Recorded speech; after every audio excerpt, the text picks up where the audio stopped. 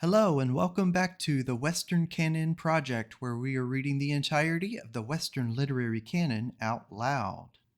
Today, we continue our series on Ralph Waldo Emerson, and we are reading Plato or the Philosopher, which is an essay slash lecture that you can find in a series called Representative Men. And with that said, I will go ahead and start reading it. Among secular books, Plato only is entitled to Omar's fanatical compliment to the Koran when he said, "Burn the libraries, for their value is in this book." These sentences contain the culture of nations. These are the cornerstone of schools. These are the fountainhead of literatures. A discipline it is in logic, arithmetic, taste, symmetry, poetry, language, rhetoric, ontology, morals, or practical wisdom. There was never such range of speculation. Out of Plato come all things that are still written and debated among men of thought. Great havoc makes he among our originalities.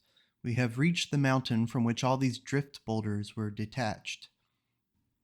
The Bible of the learned for 2,200 years, every brisk young man who says in succession fine things to each reluctant generation, Boethius, Rabelais, Erasmus, Bruno, Locke, Rousseau, Alfieri, Coleridge, is some reader of Plato, translating into vernacular, wittily, his good things. Even the men of grander proportions suffer some deduction from his misfortune, shall I say, of coming after this exhausting generalizer. St. Augustine, Copernicus, Newton, Bayman, Swedenborg, Goethe are likewise his debtors, and must say after him. For it is fair to credit the broadest generalizer with all the particulars deducible from his thesis. Plato is philosophy, and philosophy Plato, at once the glory and the shame of mankind, since neither Saxon nor Roman have availed to add any idea to his categories. No wife, no children had he, and the thinkers of all civilized nations are his posterity and are tinged with his mind. How many great men nature is incessantly sending up out of night to be his men, Platonists, the Alexandrians, a constellation of genius, the Elizabethans, not less, Sir Thomas More, Henry More, John Hales, John Smith, Lord Bacon, Jeremy Taylor, Ralph Cudworth, Sydenham, Thomas Taylor, Marsilius Ficinus, and Giovanni Mirandola.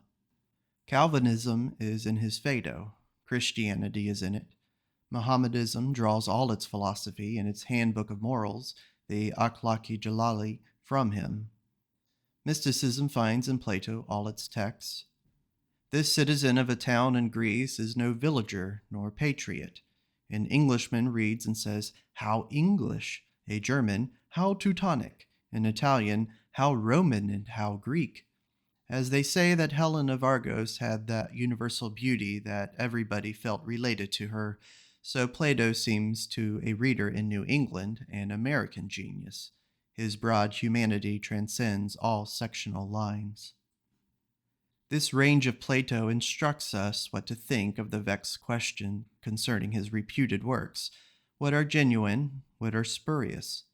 It is singular that wherever we find a man higher by a whole head than any of his contemporaries, it is sure to come into doubt what are his real works. Thus Homer, Plato, Raphael, Shakespeare. For these men magnetize their contemporaries, so that their companions can do for them what they can never do for themselves, and the great man does thus live in several bodies, and write or paint or act by many hands, and after some time it is not easy to say what is the authentic work of the master and what is only of his school. Plato, too, like every great man, consumed his own times.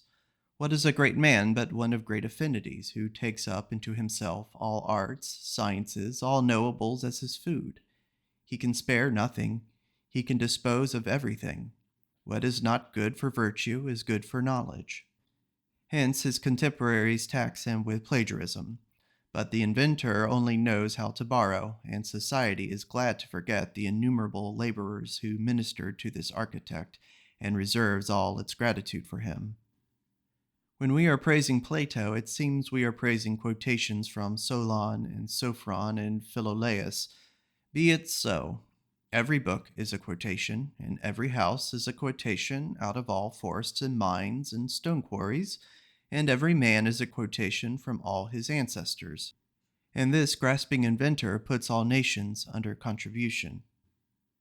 Plato absorbed the learning of his times, Philolaus, Timaeus, Heraclitus, Parmenides, and what else, then his master Socrates, and finding himself still capable of a larger synthesis, beyond all example then or since, he traveled into Italy to gain what Pythagoras had for him, then into Egypt, and perhaps still farther east to import the other element which Europe wanted into the European mind. This breadth entitles him to stand as the representative of philosophy. He says in the Republic, "Such a genius as philosophers must of necessity have, is wont but seldom in all its parts to meet in one man, but its different parts generally spring up in different persons. Every man who would do anything well must come to it from a higher ground. A philosopher must be more than a philosopher.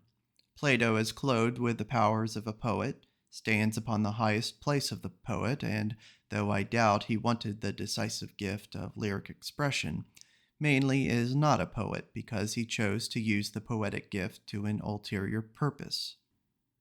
Great geniuses have the shortest biographies. Their cousins can tell you nothing about them. They lived in their writings, and so their house and street life was trivial and commonplace.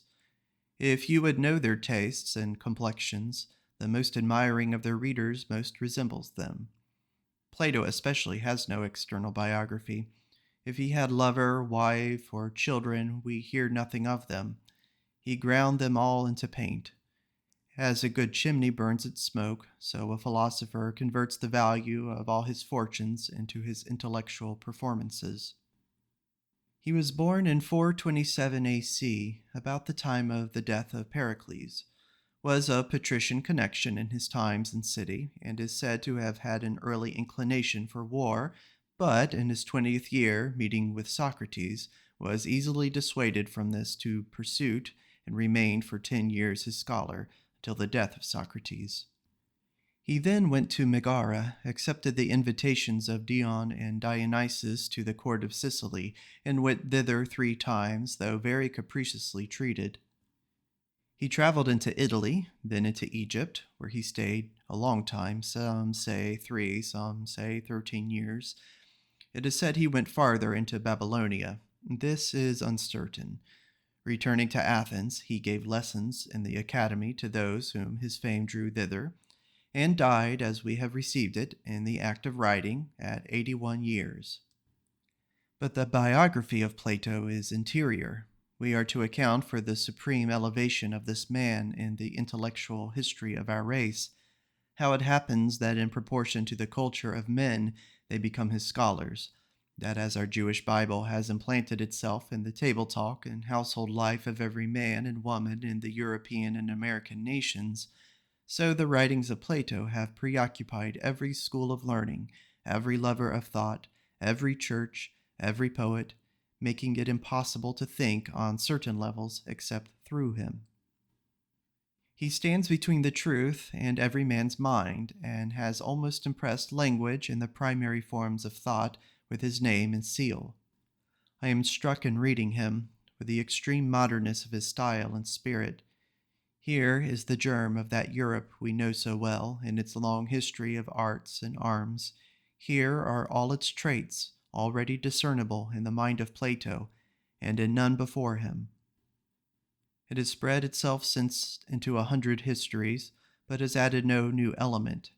This perpetual modernness is the measure of merit in every work of art, since the author of it was not misled by anything short-lived or local, but abode by real and abiding traits. How Plato came thus to be Europe and philosophy, and almost literature, is the problem for us to solve. This could not have happened without a sound, sincere, and Catholic man, able to honor at the same time the ideal or laws of the mind and fate, or the order of nature. The first period of a nation, as of any individual, is the period of unconscious strength. Children cry, scream, and stamp with fury, unable to express their desires. As soon as they can speak and tell their want and the reason of it, they become gentle. In adult life, whilst the perceptions are obtuse, men and women talk vehemently and superlatively, blunder and quarrel. Their manners are full of desperation, their speech is full of oaths. As soon as, with culture, things have cleared up a little, and they see them no longer in lumps and masses, but accurately distributed, they desist from that weak vehemence and explain their meaning in detail. If the tongue had not been framed for articulation, man would still be a beast in the forest. The same weakness and want, on a higher plane, occurs daily in the education of ardent young men and women. Ah, you don't understand me. I have never met with anyone who comprehends me. And they sigh and weep, write verses and walk alone. Fault of power to express their precise meaning. In a month or two, through the favor of their good genius, they meet someone so related as to assist their volcanic estate, and, good communication being once established, they are thenceforward good citizens. It is ever thus. The progress is to accuracy, to skill, to truth, from blind force. There is a moment in the history of every nation when, proceeding out of this brute youth, the perceptive powers reach their ripeness and have not yet become microscopic, so that man, at that instant, extends across the entire scale, and with his feet still planted on the immense forces of night, converses by his eyes and brain with solar and stellar creation. That is the moment of adult health, the culmination of power. Such is the history of Europe in all points, and such in philosophy. Its early records, almost perished, are of the immigrations from Asia, bringing with them the dreams of barbarians, a confusion of crude notions of morals and of natural philosophy, gradually subsiding through the partial insight of single teachers. Before Pericles came the seven wise masters, and we have the beginnings of geometry, metaphysics, and ethics. Then the partialists, deducing the origin of things from flux or water, or from air, or from fire, or from mind. All mix with these causes mythological pictures. At last comes Plato, the distributor, who needs no barbaric point, or tattoo, or whooping, for he can define. He leaves with Asia the vast and superlative. He is the arrival of accuracy and intelligence. Quote, he shall be as a god to me, who can rightly divide and define. End quote.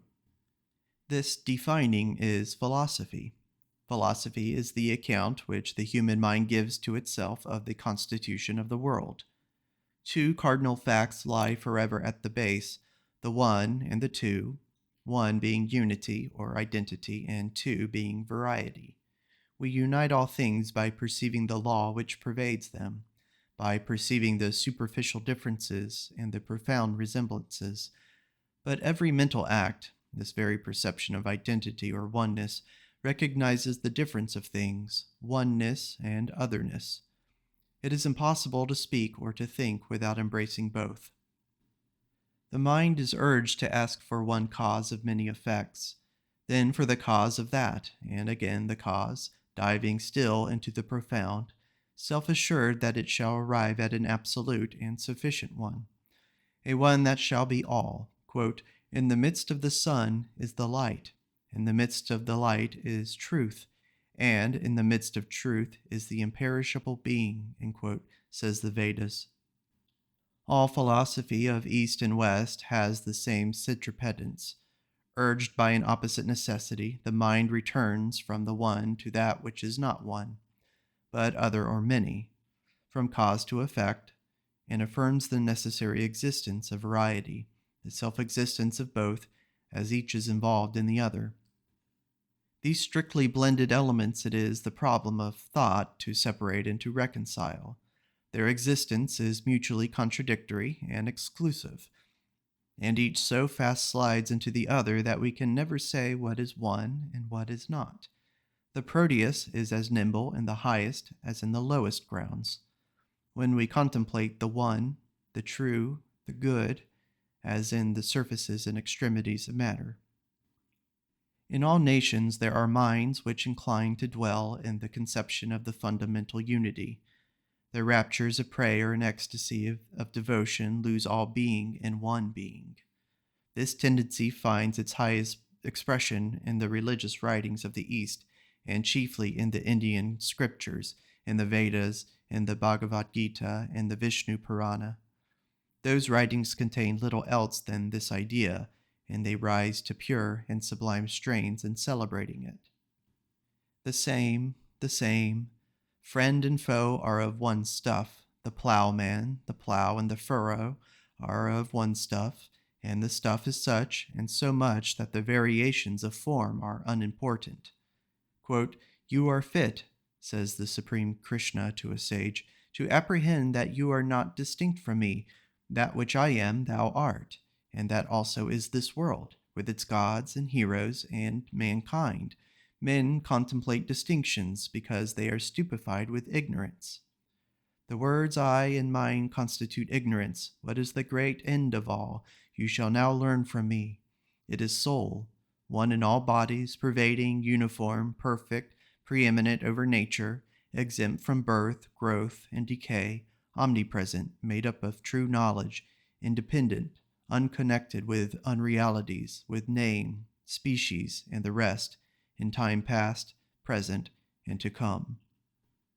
The knowledge that this spirit, which is essentially one, is in one's own and in all other bodies, is the wisdom of one who knows the unity of things. As one diffusive air, passing through the perforations of a flute, is distinguished as the notes of a scale, so the nature of the Great Spirit is single, though its forms be manifold, arising from the consequences of acts.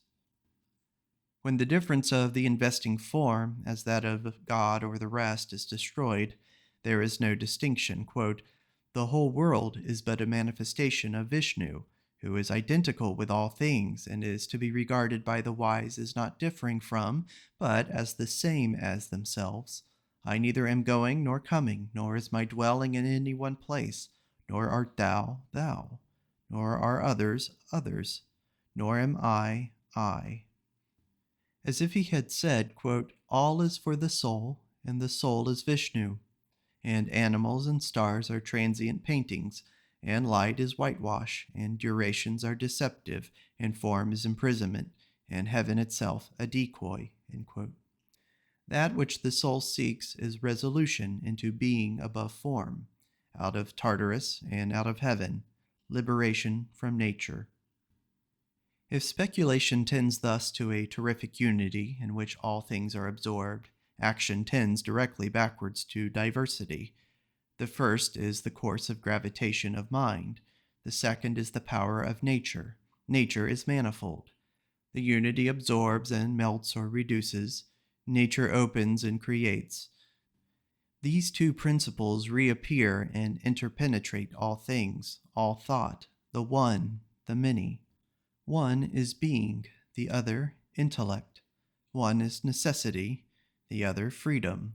One rest, the other motion. One power, the other distribution. One strength, the other pleasure.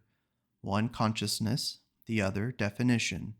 One genius, the other talent. One earnestness, the other knowledge. One possession, the other trade. One caste, the other culture. One king, the other democracy. And if we dare carry these generalizations a step higher, and name the last tendency of both, we might say that the end of the one is escape from organization, pure science, and the end of the other is the highest instrumentality, or use of means, or executive deity. Each student adheres, by temperament and by habit, to the first or to the second of these gods of the mind. By religion he tends to unity, by intellect or by the senses to the many. A too rapid unification and an excessive appliance to parts and particulars are the twin dangers of speculation. To this partiality the history of nations corresponded.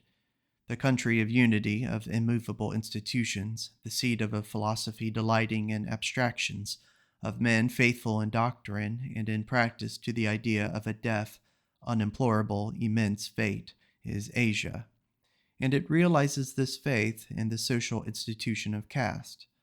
On the other side, the genius of Europe is active and creative. It resists caste by culture. Its philosophy was a discipline. It is a land of arts, inventions, trade, freedom. If the East loved infinity, the West delighted in boundaries. European civility is the triumph of talent, the extension of system, the sharpened understanding, adaptive skill, delight in forms, delight in manifestation, incomprehensible results. Pericles, Athens, Greece had been working in this element with the joy of genius not yet chilled by any foresight of the detriment of an excess. They saw before them no sinister political economy, no ominous Malthus, no Paris or London, no pitiless subdivision of classes, the doom of the penmakers, the doom of the weavers, of dressers, of stockingers, of carders, of spinners, of colliers, no Ireland, no Indian caste, superinduced by the efforts of Europe to throw it off. The understanding was in its health and prime. Art was in its splendid novelty. They cut the Pentelican marble as if it were snow, and their perfect works in architecture and sculpture seemed things of course, not more difficult than the completion of a new ship at the Medford Yards or new mills at Lowell. These things are in course and may be taken for granted. The Roman legion, Byzantine legislation, English trade, the saloons of Versailles, the cafes of Paris, the steam mill, steamboat, steam coach, may all be seen in perspective. The town meeting, the ballot box, the newspaper, and cheap press. Meantime, Plato, in Egypt and in Eastern pilgrimages, imbibed the idea of one deity, in which all things are absorbed. The unity of Asia and the detail of Europe, the infinitude of the Asiatic soul, and the defining, result-loving, machine-making, surface-seeking, opera-going Europe. Plato came to join, and by contact to enhance, the energy of each. The excellence of Europe and Asia are in his brain. Metaphysics and natural philosophy express the genius of Europe. He substructs the religion of Asia as the base. In short, a balanced soul was born, perceptive of the two elements. It is as easy to be great as to be small. The reason why we do not at once believe in admirable souls is because they are not in our experience. In actual life, they are so rare as to be incredible, but primarily there is not only no presumption against them, but the strongest presumption in favor of their appearance. But whether voices were heard in the sky or not, whether his mother or his father dreamed that the infant man-child was the son of Apollo, whether a swarm of bees settled on his lips or not, a man who could see two sides of a thing was born. The wonderful synthesis so familiar in nature, the upper and the under side of the metal of Jove, the union of impossibilities which reappears in every object, its real and its ideal power, was now transferred entire to the consciousness of a man. The balanced soul came. If he loved abstract truth, he saved himself by propounding the most popular of all principles, the absolute good, which rules rulers and judges the judge. If he made transcendental distinctions, he fortified himself by drawing all his illustrations from sources disdained by orators and polite conversers, from mares and puppies, from pitchers and soup ladles, from cooks and criers, the shop of potters, horse doctors, butchers, and fishmongers. He cannot forgive in himself a partiality, but is resolved that the two poles of thought shall appear in his statement. His argument and his sentence are self-imposed and spherical. The two poles appear, yes, and become two hands to grasp and appropriate their own. Every great artist has been such by synthesis. Our strength is transitional, alternating, or shall I say, a thread of two strands. The seashore, sea seen from shore, shore seen from sea, the taste of two metals in contact, and our enlarged powers at the approach and at the departure of a friend, the experience of poetic creativeness, which is not found in staying at home, nor yet in traveling, but in transitions from one to the other, which must therefore be adroitly managed to present as much transitional surfaces as possible. This command of two elements must explain the power and the charm of Plato. Art expresses the one or the same by the different. Thought seeks to know unity in unity, poetry to show it by variety, that is, always by an object or symbol. Plato keeps the two vases, one of ether and one of pigment, at his side, and invariably uses both. Things added to things as statistics, civil history, are inventories. Things used as language are inexhaustibly attractive. Plato turns incessantly the obverse and the reverse of the medal of Jove. To take an example, the physical philosophers had sketched each his theory of the world, the theory of atoms, of fire, of flux, of spirit, theories mechanical and chemical in their genius. Plato, a master of mathematics, studious of all natural laws and causes, feels these as second causes, to be no theories of the world, but bare inventories and lists. To the study of nature he therefore prefixes the dogma, quote, "Let us declare the cause which led the supreme ordainer to produce and compose the universe. He was good, and he who is good has no kind of envy. Exempt from envy, he wished that all things should be as much possible like himself. Whosoever, taught by wise men, shall admit this as the prime cause of the origin and the foundation of the world, will be in the truth. All things are for the sake of the good, and it is the cause of everything beautiful." End quote.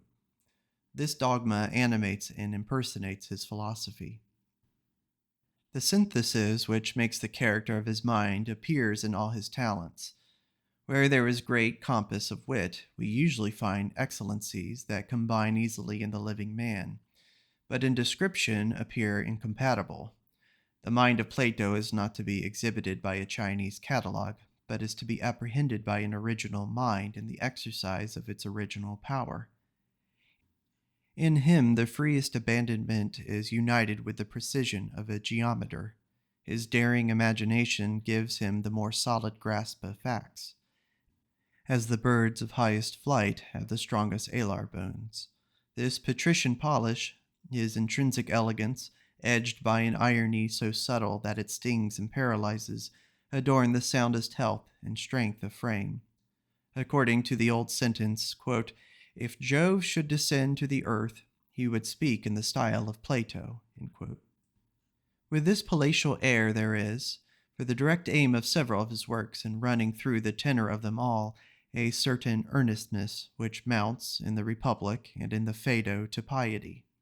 He has been charged with feigning sickness at the time of the death of Socrates, but the anecdotes that have come down from the times attest his manly interference before the people in his master's behalf, since even the savage cry of the assembly to Plato is preserved, and the indignation towards popular government in many of his pieces expresses a personal exasperation.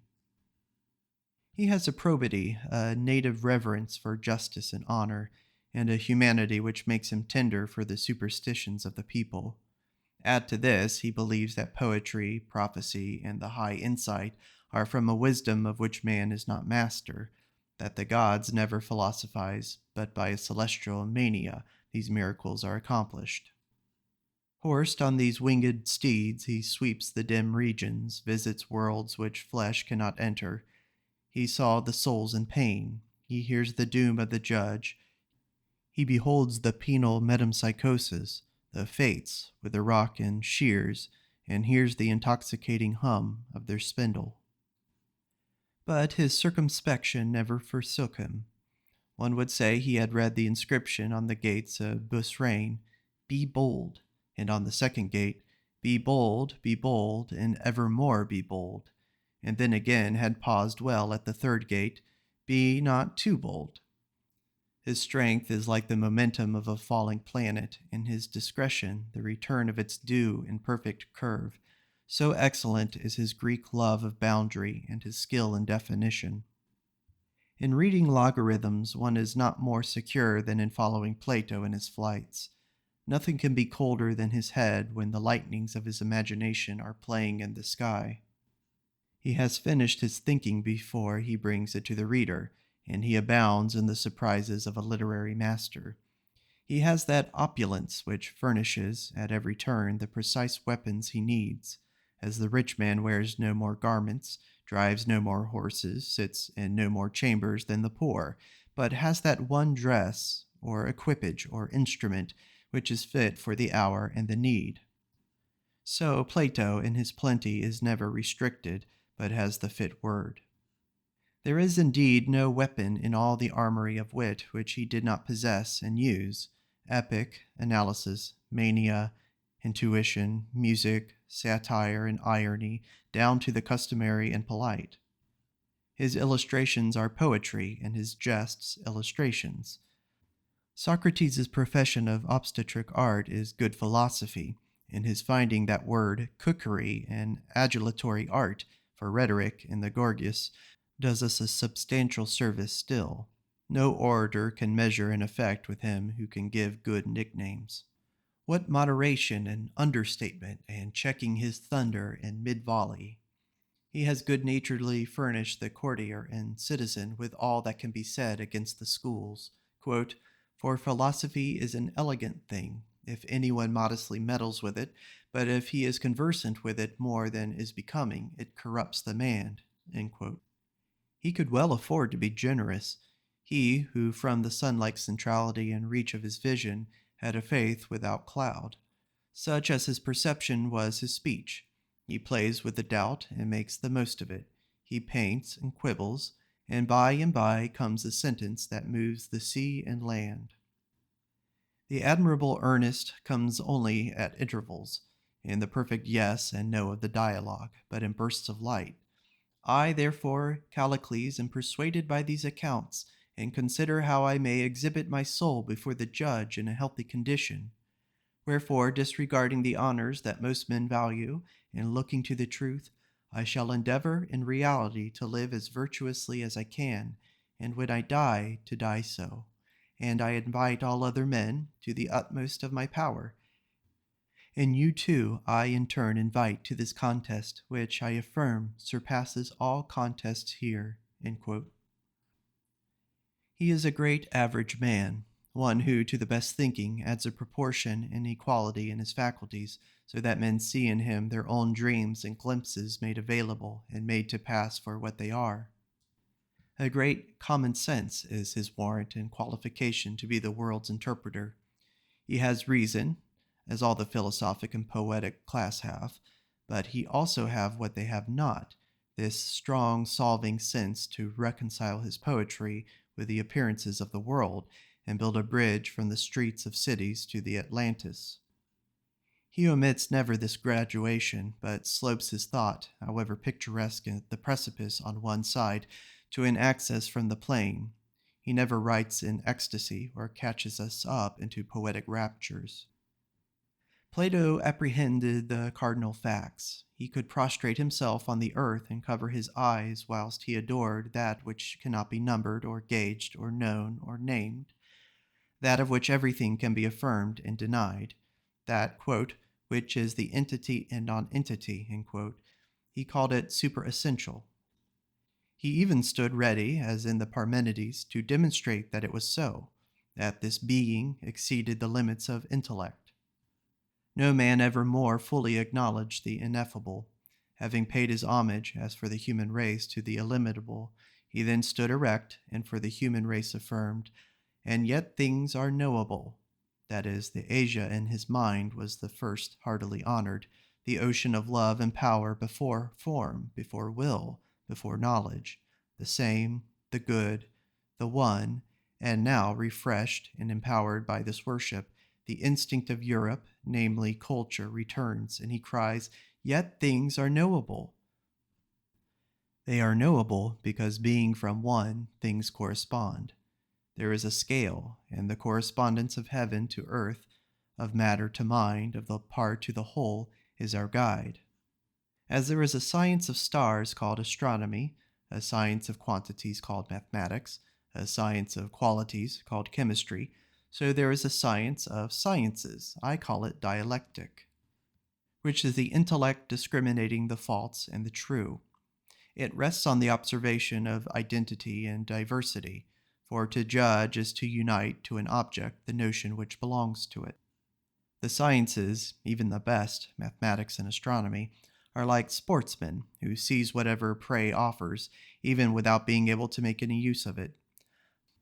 Dialectic must teach the use of them. Quote, "This is of that rank that no intellectual man will enter on any study for its own sake, but only with a view to advance himself in that one sole science which embraces all." End quote.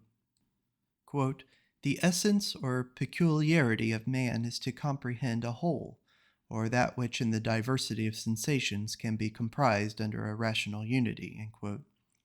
Quote, "The soul which has never perceived the truth cannot pass into the human form." End quote. I announce to men the intellect. I announce the good of being interpenetrated by the mind that made nature, this benefit, namely, that it can understand nature, which it made and maketh. Nature is good, but intellect is better, as the lawgiver is before the law receiver. I give you joy, O sons of men, that truth is altogether wholesome, that we have hope to search out what might be the very self of everything.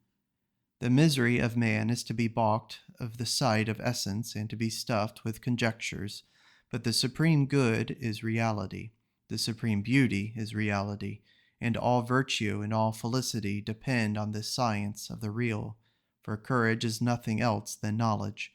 The fairest fortune that can befall man is to be guided by his daemon to that which is truly his own.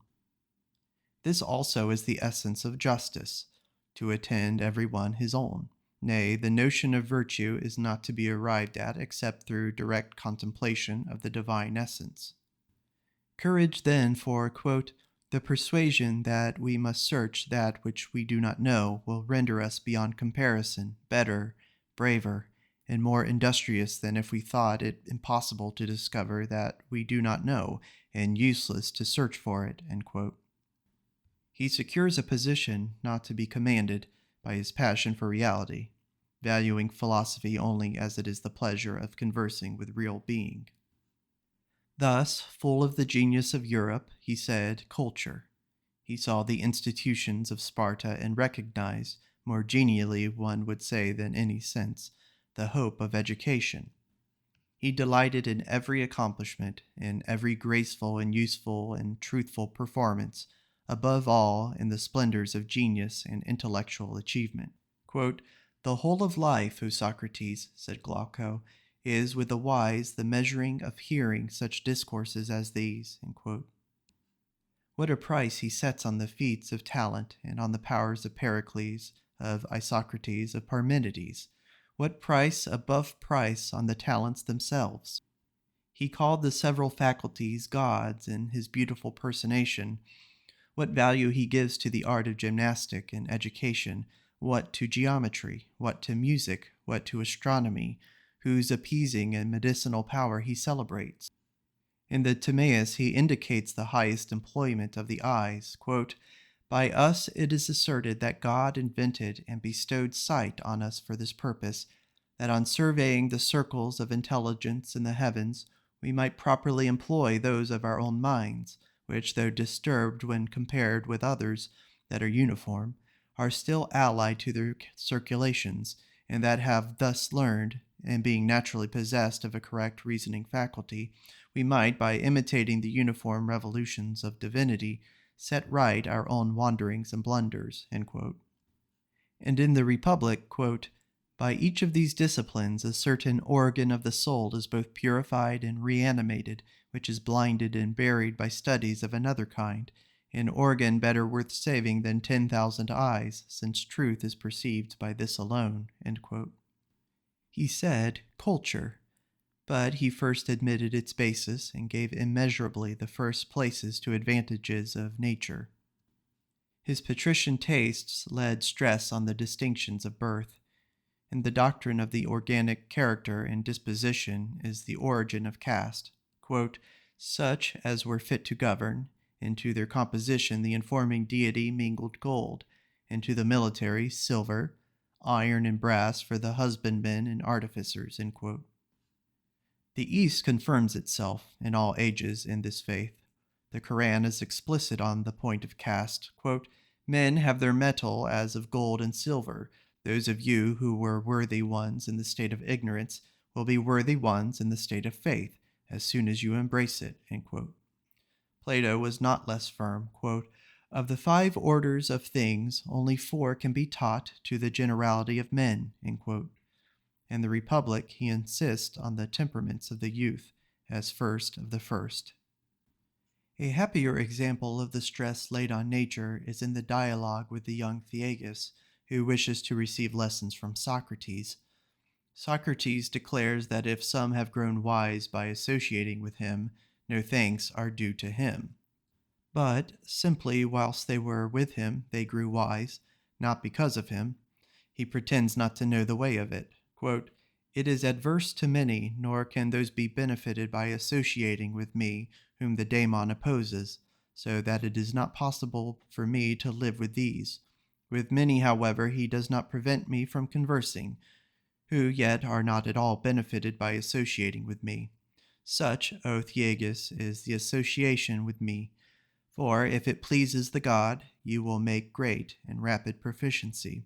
You will not if he does not please. Judge whether it is not safer to be instructed by some one of those who have power over benefit which they impart to men, than by me who benefit or not, just as it may happen. End quote. As if he had said, quote, I have no system, I cannot be answerable for you, you will be what you must. If there is love between us, inconceivably delicious and profitable will be our intercourse. If not, your time is lost, and you will only annoy me. I shall seem to you stupid, and the reputation I have false. Quite above us, beyond the will of you or me, is this secret affinity or repulsion laid. All my good is magnetic, and I educate not by lessons, but by going about my business. End quote. He said culture, he said nature, and he failed not to add, quote, there is also the divine. End quote. There is no thought in any man, but it quickly tends to convert itself into a power and organizes a huge instrumentality of means. Plato, lover of limits, loved the illimitable, saw the enlargement and nobility which comes from truth itself and good itself, and attempted, as if on the part of the human intellect, once for all to do it adequate homage, homage fit for the immense soul to receive, and yet homage becoming the intellect to render. He said then, quote, our faculties run out into infinity and return to us thence. We can define but a little way, but here is a fact which will not be skipped, and which to shut our eyes upon is suicide. All things are in a scale, and begin where we will, ascend and ascend. All things are symbolical, and what we call results are beginnings. End quote. A key to the method and completeness of Plato is his twice bisected line. After he has illustrated the relation between the absolute good and true in the forms of the intelligible world, he says, let there be a line cut in 2 unequal parts. Cut again each of these 2 main parts, one representing the visible, the other the intelligible world. And let these 2 new sections represent the bright part and the dark part of each of these worlds. You will have for one of the sections of the visible world images, that is, both shadows and reflections. For the other section, the objects of these images, that is, plants, animals, and the works of art and nature. Then divide the intelligible world in like manner. The one section will be of opinions and hypotheses, and the other section of truths. End quote. To these 4 sections, the 4 operations of the soul correspond: conjecture, faith, understanding, reason. As every pool reflects the image of the sun, so every thought and thing restores us an image and creature of the supreme good. The universe is perforated by a million channels for this activity. All things mount and mount. All his thought has this ascension, and Phaedrus teaching that beauty is the most lovely of all things, exciting hilarity and shedding desire and confidence through the universe wherever it enters, and it enters in some degree into all things, but that there is another, which is as much more beautiful than beauty, as beauty is than chaos, namely wisdom, which our wonderful organ of sight cannot reach unto, but which, could it be seen, would ravish us with its perfect reality. He has the same regard to it as the source of excellence in works of art. When an artificer, he says, in the fabrication of any work, look to that which always subsists according to the same, and, employing a model of this kind, expresses its idea and power in his work, it must follow that his production should be beautiful. But when he beholds that which is born and dies, it will be far from beautiful. Thus ever, the banquet is a teaching in the same spirit, familiar now to all the poetry and to all the sermons of the world, that the love of the sexes is initial and symbolizes at a distance the passion of the soul for that immense lake of beauty it exists to seek. This faith in the divinity is never out of mind, and constitutes the ground of all his dogmas. Body cannot teach wisdom, God only. In the same mind, he constantly affirms that virtue cannot be taught, that it is not a science, but an inspiration, that the greatest goods are produced to us through mania and are assigned to us by a divine gift. This leads me to that central figure which he has established in his academy as the organ through which every considered opinion shall be announced, and whose biography he shall likewise so labor that the historic facts are lost in the light of Plato's mind.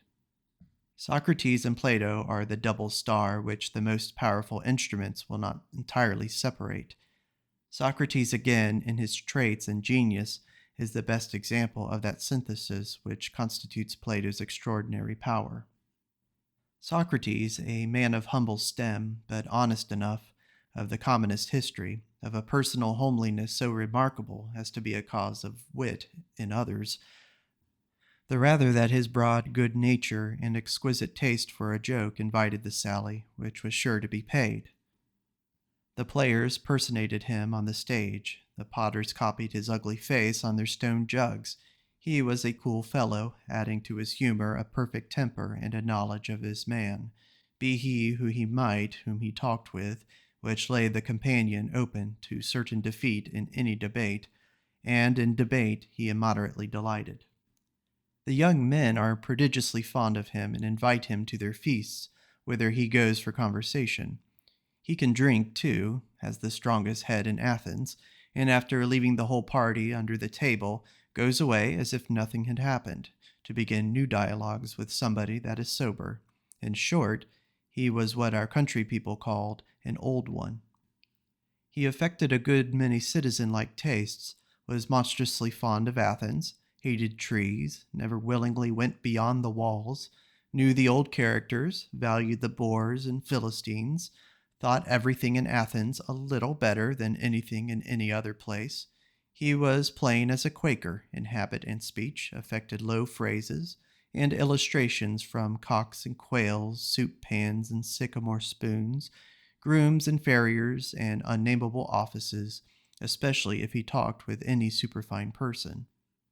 He had a Franklin-like wisdom. Thus he showed one who was afraid to go on foot to Olympia that it was no more than his daily walk within doors, if continuously extended, would easily reach. Plain old uncle as he was, with his great ears and immense talker, the rumor ran that on one or two occasions in the war with Boeotia he had shown a determination which had covered the retreat of a troop, and there was some story that under cover of folly he had in the city government, when one day he chanced to hold a seat there, evinced a courage in opposing singly the popular voice, which had well nigh ruined him. He is very poor, but then he is hardy as a soldier, and can live on a few olives, usually, in the strictest sense on bread and water, except when entertained by his friends. His necessary expenses were exceedingly small, and no one could live as he did. He wore no undergarment, his upper garment was the same for summer and winter, and he went barefooted, and it is said that to procure the pleasure which he loves of talking at his ease all day with the most elegant and cultivated young men, he will now and then return to his shop and carve statues, good or bad, for sale. However that be, it is certain that he had grown to delight in nothing else than this conversation, and that under his hypocritical pretense of knowing nothing, he attacks and brings down all the fine speakers, all the fine philosophers of Athens, whether natives or strangers from Asia Minor and the islands. Nobody can refuse to talk with him, he is so honest and really curious to know, a man who was willingly confuted if he did not speak the truth, and who willingly confuted others asserting what was false, and not less pleased when confuted than when confuting, for he thought not any evil happened to men of such a magnitude as false opinion respecting the just and unjust. A pitiless disputant who knows nothing but the bounds of whose conquering intelligence no man had ever reached, whose temper was imperturbable, whose dreadful logic was always leisurely and sportive, so careless and ignorant as to disarm the wariest and draw them, in the pleasantest manner, into horrible doubts and confusion. But he always knew the way out, knew it, yet would not tell it. No escape, he drives them to terrible choices by his dilemmas, and tosses the hypotheses and gorgiases, with their grand reputations, as a boy tosses his balls. The tyrannous realist, Meno, has discoursed 1,000 times at length on virtue, before many companies, and very well as it appeared to him, but at this moment he cannot even tell what it is. This cramp fish of a Socrates has so bewitched him. This hard-headed humorist, whose strange conceits, drollery, and bonhomie diverted the young patricians, whilst the rumor of his sayings and quibbles gets abroad every day, turns out, in the sequel, to have a probity as invincible as his logic, and to be either insane, or, at least under cover of this play, enthusiastic in his religion. When accused before the judges of subverting the popular creed, he affirms the immortality of the soul, the future reward and punishment, and refusing to recant, in a caprice of the popular government, was condemned to die and sent to prison. Socrates entered the prison and took away all ignominy from the place, which could not be a prison whilst he was there. Crito bribed the jailer, but Socrates would not go out by treachery. Quote, "Whatever inconvenience ensue, nothing is to be preferred before justice. These things I hear like pipes and drums, whose sound makes me deaf to everything you say." End quote. The fame of this prison, the fame of the discourses there, and the drinking of the hemlock are one of the most precious passages in the history of the world. The rare coincidence in one ugly body of the droll and the martyr, the keen street and market debater, with the sweetest saint known to any history at that time, had forcibly struck the mind of Plato, so capacious of these contrasts, and the figure of Socrates by necessity placed itself in the foreground of the scene, as the fittest dispenser of the intellectual treasures he had to communicate. It was a rare fortune that this Aesop of the mob and this robed scholar should meet, to make each other immortal in their mutual faculty. The strange synthesis in the character of Socrates capped the synthesis in the mind of Plato. Moreover, by this means he was able, in the direct way and without envy, to avail himself of the wit and weight of Socrates, to which unquestionably his own debt was great, and these derived again their principal advantage from the perfect art of Plato. It remains to say that the defect of Plato in power is only that which results inevitably from his quality. He is intellectual in his aim, and therefore in expression literary. Mounting into heaven, diving into the pit, expounding the laws of the state, the passion of love, the remorse of crime, the hope of the parting soul, he is literary and never otherwise. It is almost the sole deduction from the merit of Plato that his writings have not, what is no doubt incident to this regnancy of intellectual work, the vital authority which the screams of prophets and the sermons of unlettered Arabs and Jews possess. There is an interval, and to cohesion, contact is necessary. I know not what can be said in reply to this criticism, but that we have come to a fact in the nature of things. An oak is not an orange. The qualities of sugar remain with sugar, and those of salt with salt. In the second place, he has not a system. The dearest defenders and disciples are at fault. He attempted a theory of the universe, and his theory is not complete or self-evident. One man thinks he means this and another that. He has said one thing in one place and the reverse of it in another place. He is charged with having failed to make the transition from ideas to matter. Here is the world, sound as a nut, perfect, not the smallest pieces of chaos left, never a stitch nor an end, nor a mark of haste or botching or second thought. But the theory of the world is a thing of shreds and patches.